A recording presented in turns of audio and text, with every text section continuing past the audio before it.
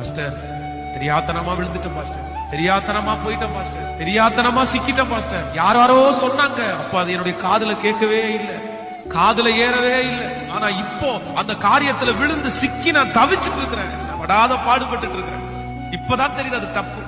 ஐயோ நான் என்ன செய்வேன்னே தெரியல. இதுக்கு மேல நான் எழும்புவேனா, இதுக்கு மேல நான் காப்பாற்றப்படுவேனா, திரும்ப இழந்து போன மதிப்பு எனக்கு வருமா?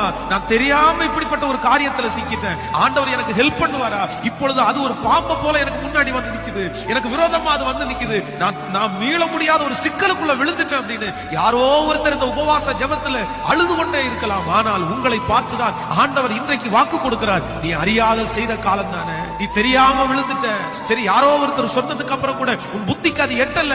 ஆண்டவருடைய சமூகத்துல தாவீதை போல ஒரே ஒரு வார்த்தை, ஆண்டவரே கொடிய இடுக்கண்ணில் அகப்பட்டிருக்கிறேன், இப்பொழுது கர்த்தருடைய கரத்தில் விழுவேனாக. அவருடைய இரக்கங்கள் மகா பெரிய